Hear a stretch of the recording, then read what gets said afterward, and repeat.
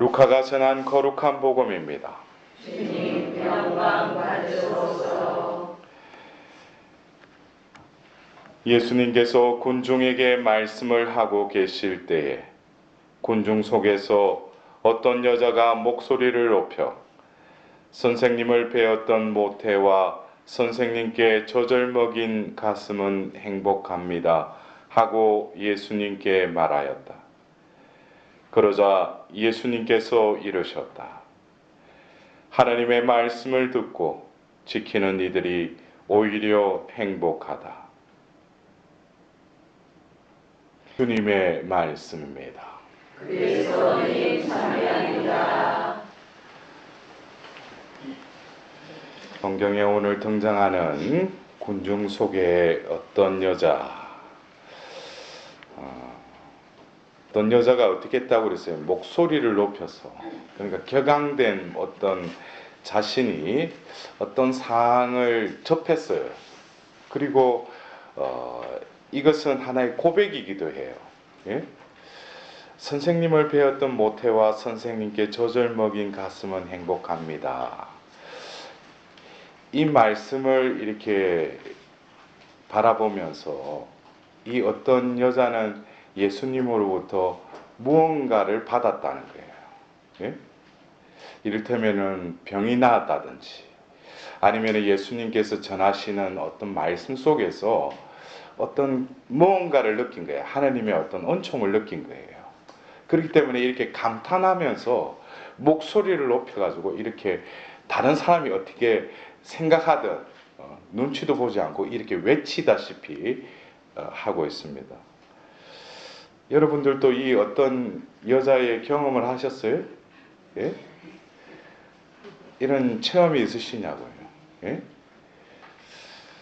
있으시면서도 겸손되게 또 이렇게. 예. 근데 오늘 우리가 들었던 이 하답송, 사무엘 1서의 그 2장에 등장하는 이 하답송의 이 시편 역시 이 여인이 공궁 속에 있었죠. 왜냐하면 아이를 못 낳았다는 거예요. 그래서 돌개짓과 같이 그런 또 취급을 받다가 결국 기도로서 어떻게 돼요? 사무엘을 얻게 되는 거죠. 그래서 이 시편의 이 고백 역시 오늘 복음에 등장하는 어떤 여자와 같이 하나님께 기쁨의 노래를 바치는 거예요. 결국 이 한나 역시 뭡니까? 하나님의 자비를 입었죠. 예? 우리가 엘리자벳이 잉태되고 그 요한 세례자를 낳았을 때 그 벙어리였던 입이 풀리면서 저카리아가 또 노래하죠. 이것도 감탄의 그 하나님께 고백하는, 성령에 이끌려서 노래하는, 이것도 하나님의 자비하심을 노래하는 거죠. 더불어서 우리는 그 또 한 여인의 그 마니피카, 그것은 우리 마리아의 노래라고도 하는 그 마니피카, 또 우리가 이 오늘 하답송에 등장하는 이 한나의 노래처럼 아주 이 내용들이 유사해요. 마리아의 노래 역시. 이 마리아의 노래의 저변에 흐르는 그것도 역시 하나님의 자비를 입었다는 거예요. 이 비천한 여종에게 뭐예요? 하나님께서 엄청난 은혜를 베푸셨다는 거예요. 이 은혜는 결국 우리가 인간적으로 보면은 이 한나의 경우와 이 마리아의 경우에는 어떤 겉으로 보면은 하나님의 은덕과 은혜를 입었 것으로 보이지만 그 말 그대로 한나와 엘리자벳은 뭐예요? 한 여인은 불임이고 한 여인은 늙은 나이에도 뭐예요? 애를 배웠다는 거예요. 그래서 자비를 베풀어 주셨다는 거죠. 그러나 이 마리아의 노래에 있어서 이 마리아 성모님 같은 경우에는 이 전자의 이 두 여인과는 어떻게 보면은 현실적인 의미에서 이 노래를 부른 게 아니라 어떤 면에서 예언적인 노래예요. 이것은 자기 개인의 노래가 아니라 인류가 하나님의 섭리에 의해서 이렇게 이끌어서 갈 것이라는 것을 예언하신 거죠. 그렇다면은 이 세 여인에게 있어서 전자의 이 한나와 엘리자벳은 그 말 그대로 표면적으로 자비를 입었다는 것은 뭡니까? 내가 도저히 이루어질 수 없는 것을 통해서 나에게 덕이 되는 어떤 하나님의 은총을 받았다면, 성모님은 분명히 은총, 어떻게 보면은 이 두 여인과는 이루 말할 수 없는 엄청난 은총을 받았지만, 반면에 뭡니까? 그 엘리자벳을 만날 때 그 잉태하고 배가 불러오면서 그 엘리자벳을 서둘러 가서 만났다고 그랬죠. 그 상황이 마리아에게서는 그렇게 기쁜 상황이었어요? 기쁜 상황이 아니었죠. 이것이 발각되면 어떻게 돼요? 바로 돌팔매를 당한다는 거예요. 바로 죽을 수 있는 위기의 상황이라는 거예요. 그래서 우리는 겉으로 이렇게 노래를 부르고 하나님께 찬미드리는 이 노래 가운데 성모님께서는 또 다른 뭐예요? 하나님의 뜻이 이 비천한 종을 통해서 이루어지니 감사하다는 거죠. 글쎄, 같은 기쁨으로 표현되지만 한 여인은 자기에게 덕이 되는 어떤 은혜를 받았으니까 하나님께 찬미드리지만, 이 여인은 엄밀히 따지면 자기에게 덕이 되는 건 없어요. 하나님 뜻이 이루어지는 데 있어서 자기 편에서는 뭐예요? 죽음에 노출될 수 있고 죽을 수도 있는 위기 상황에 놓여져 있다는 거예요. 이것이 성모님이 느끼셨던 그 기쁨과 여러 다른 사람들이 느끼는 기쁨의 깊이가 틀리다는 거예요. 그렇다면은 오늘 이 복음에 등장하는 어떤 여자도 뭐예요? 무언가를, 제가 서두에 말씀드렸지만 무언가를 하나님의 언덕과 은혜를 받았다는 거예요. 그래서 그 예수님을 바라보면서 예수님을 뛰어넘어서 뭐예요? 그를 낳은, 왜? 이 사람이 있기 전에 이분을 낳은 그 어머니가 있음을 알고 이제 더불어서 그 어머니까지도 더 올려서 어떻게 당신 같은, 그러니까 뭐 그 자식을 보면은 결국은 뭐예요? 그 어머니, 그 아버지, 그러니까 잘 사셔. 제가 한 번은 그랬어요. 뭐 위령성월이라고 매번 저렇게 막 죽은 이들을 위해서 이렇게 기도하는데 저한테 그랬어요. 아, 신부님, 저희 어머니가 계속 꿈에 나타난대요. 그래서 제가 그래서, 아니 어떻게 돌아가시고 나서 연도도 바치고 기도도 많이 바치셨냐고. 그러니까 기도도 많이 했대. 기회 난 때마다 어머니 연령을 위해서 계속 영원한 안식을 위해서 미사도 넣고 기도도 바치고 연도도 바쳤대. 그런데 신부님 왜 꿈에 또 어머니가 나타나셨어요? 그래서 제가 듣다 보니까 기도는 할 만큼 했고, 근데 어머니가 왜 그 꿈에 또 나타났을까? 제가 딱 스치는 게 그 자매를 보니까, 대강 보면 알잖아. 제가 그랬어요. 어머니가 나타난 것은 당신에게 기도를 부탁하기 위해서 나타난 게 아니고 똑바로 살아라는 거예요. 내가 이제 하나님께 이제 하나님 품 안에 안겨가지고 보니까 네 사는 게 아니야. 네 보니까 뭐 미사지향 하나 올려놓고 뭐 다인 것처럼 하는데, 네 그렇게 살다가는 네 이 세상 끝까지 네 연옥에서 단련받을지 모른다고. 똑바로 살아라고. 우리가 어쩌면은 살면서 성모님의 어떤 존재, 성모님께 우리가 기도할 때 오늘 예수님께서는 이러한 한 여인의 그 고백을 들으시고 나서 바로 뭐라고 하셔요? 하나님의 말씀을 듣고 지키는 이들이 오히려 행복하다 그랬어요. 이 성경을 두고 초대교회 때 논쟁이 벌어졌어요.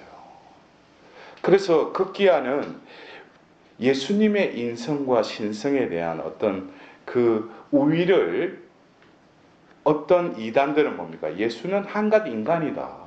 또 예수는 또 반면에 뭐예요? 이 사람은 사람 형태를 갖지만 이 사람은 신이다. 그러니까 한쪽만 부각을 시킨 거예요. 그러니까 이 성경 구절에 근거해서 어떤 이단들은 뭐냐면은 이 여인, 예수님을 낳은 이 마리아라는 이 여인에 대해서도 바로 예수님의 그냥 인성적인 예수를 낳았을 뿐이라는 거예요. 그러나 예수님께서는 그 여인의 고백을 들으시고 하나님의 말씀을 듣고 지키는 이들이 오히려 행복하다라는 이 말씀을 통해서 우리 교회는 뭡니까? 바로 이 마리아는 예수의 어머니인 동시에 하나님의 어머니시라는 거예요. 그래서 우리가 이 교회의 역사를 보면 341년 그 에페소 공의회에서 이 이단 네스토리우스가 주장하는 이 마리아는 그냥 인성적인 예수를 낳은 그냥 어머니에 불과할 뿐이다. 심지어는 어떤 그 개신교에서는 그러죠.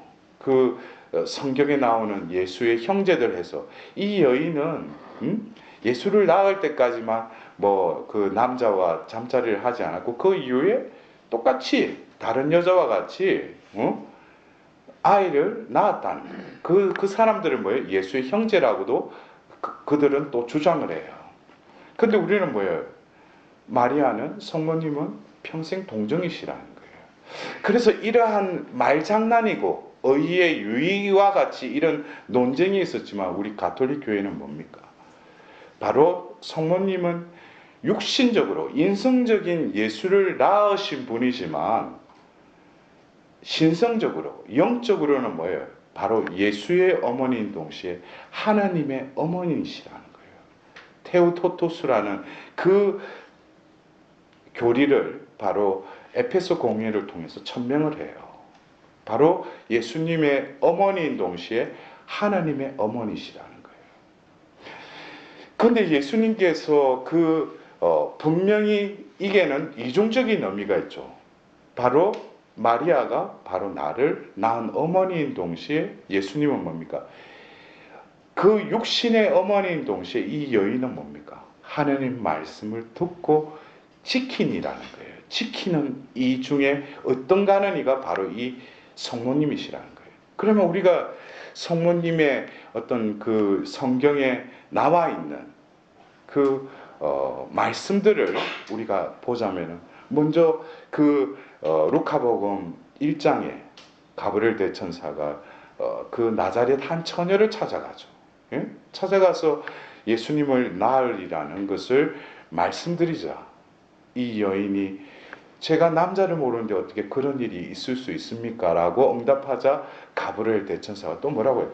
성령이 내리시면 너를 희감을 것이다.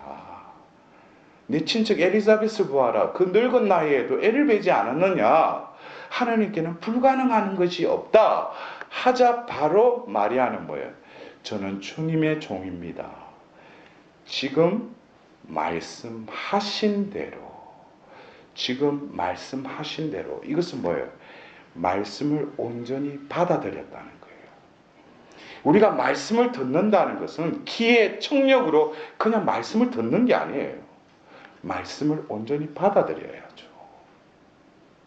이 받아들임은 바로 내 뜻이 아니라 내 생각이 아니라 말씀이 어떻게 돼요? 내 존재를 온전히 차지하는 것이라는 거예요. 그래서 우리는 말씀을 묵상한다. 요즘 우리 교회 안에서도 렉시오 디비나 하신 분들은 아실 거예요. 그 말씀의 힘이 얼마나 엄청난지, 그 영원히 샘솟는 그 샘에서 흘러나오는 그 말씀이 뭐예요? 말씀 속에 들어가니까 그 말씀이 엄청난 파워가 있다는 것을 몸소 깨닫는 거예요. 말씀은 그냥 적혀있는 글자가 아니에요. 말씀은 생명이에요. 그래서 말씀을 듣는 모범으로서 성모님은 어떻게 돼요? 말씀을 온전히 들었죠? 말씀이 그 안에 침투해 들어와서 그 여인을 뭐예요? 완전히 차지하시죠. 그래서 어떻게 돼요? 말씀이 사람이 되셨죠. 이게 인카네이션이라는 육화의 신비가 그 가운데 이루어지죠. 그러나 그것을 이끄시는 분은 누구셔요? 하나님이시죠. 성령 하나님. 성령 하나님은 말씀을 적게 하실 뿐만 아니라 말씀을 성령 안에서 접하는 이들에게 마리아가 들었듯이 우리들도 뭐예요? 말씀이 온전히 우리 안에 임하신다는 거예요. 그렇다면 말씀이 우리 안에 임하면 바로 성모님이 예수님을 잉태하자 어떻게 됐어요? 그 말 그대로 생리적으로 배가 불러왔죠. 그래서 우리가 말씀을 듣는다는 것은 그냥 말씀을 읽고 그냥 보는 것이 아니라 그 말씀이 나를 차지할 뿐만 아니라 성모님의 몸과 마음이 모든 이 말씀에 의해서 변화가 일어났듯이 우리의 존재도 어떻게 돼요? 변화가 일어날 때 그것이 말씀을 들은 것이에요. 더불어서 우리는 루카복음 2장에 보면 때가 되어서 어떻게 돼요? 예수님이 이제 탄생할 때 이미 천사들이 목자들에게 알려주죠. 예수님의 탄생 예고를, 탄생 소식을.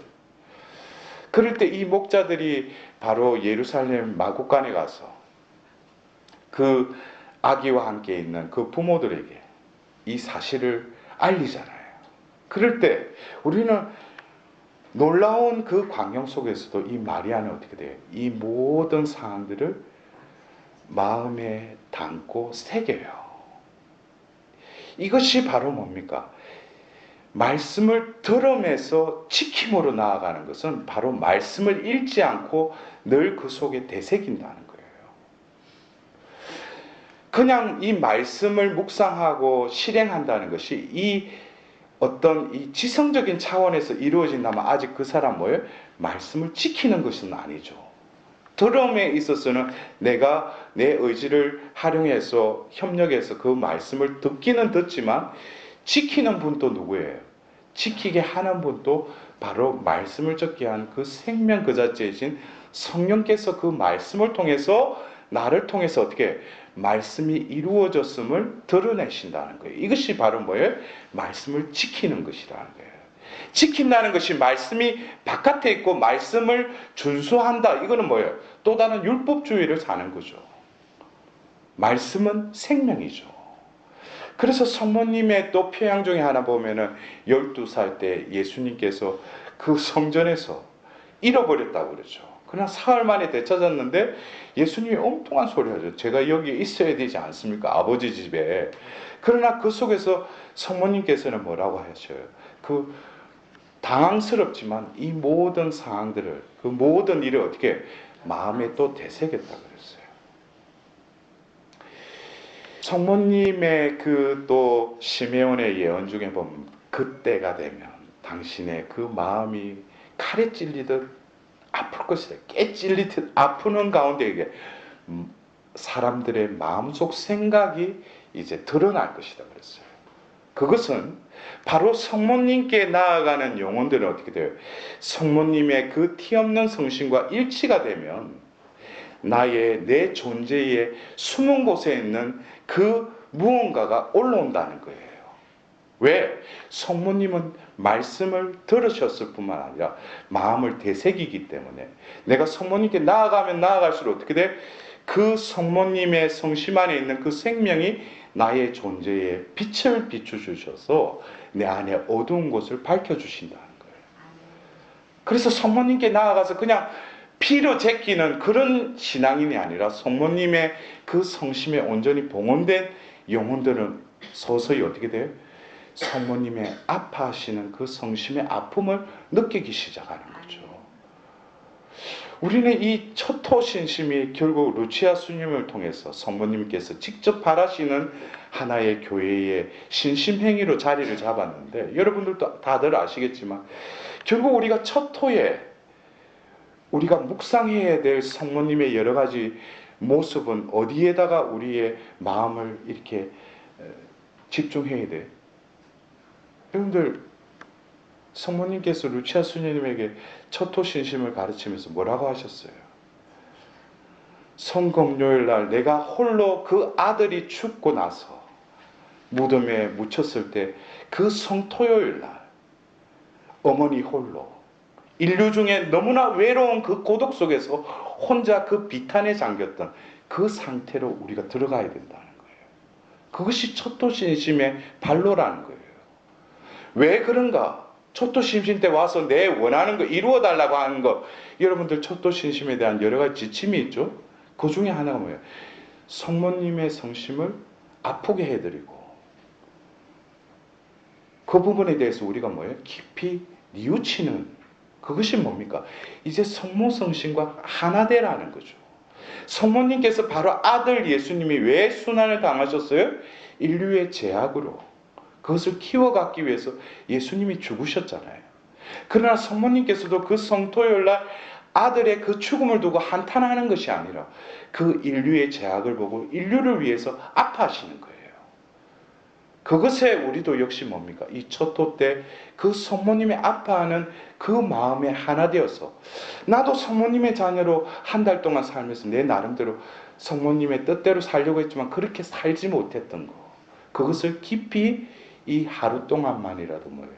묵주 신비를 묵상하면서 어머니 성신과 일치하면서 그것을 뉘우치고 고해 성사를 보도록 성모님은 원하셨죠. 이것이 첫 토에 임하는 우리들의 마음 자세라는 거예요. 성모 성신과 일치하는 거.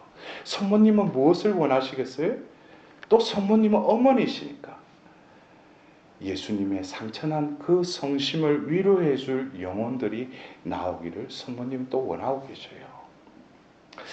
너무나 방향이 틀리죠. 내 것, 내 원의만 들어달라고 하는 그 초토가 아니라 성모님의 성심과 더불어서 예수님의 그 상한 성심에 우리의 위로와 그 기도를 통해서 뭐예요? 성모님의 뜻이 조금이나마 이 비천한 종을 통해서 이루어지도록 기도하는 날이 오늘 첫토 신심입니다. 여러분들, 오늘 어떤 여인이, 어떤 여자가 고백했듯이 내 삶도 예수님을 통해서 진정으로 기쁨과 그 성모님이 느끼셨던 그 환호가 내 영혼을 통해서 울려 퍼지려면 나는 결국 어디에 가까이 나아가야 되겠어요? 바로 어머니이신 성모님 성심에 함께하고, 다시금 오늘 우리는 성모님께 우리 자신을 어떻게 돼? 봉헌해야죠. 봉헌함으로써 내 뜻대로 되지 않는 것을 뭐예요? 성모님의 보호하심으로 그것을 이루어 나가실 수 있도록. 오늘 이 미사를 봉헌하면서 다시금 예수님께서 말씀하셨듯이 하나님의 말씀을 듣고 지키는 이들 가운데 성모님께서는 온 삶을 통해서 하나님 말씀이 피아스로 응답하셨고 하나님 말씀이 이루어지도록 그 고독한 길을 걸으셨지만 오늘 이 자리에서 나도 그 대열에 그 이들이라는 그 복수에 나도 참여하고 어머니의 또 함께 어머니를 따라 살 수 있는 은총을 이 미사를 통해서 또 하나님께 구하도록 합시다.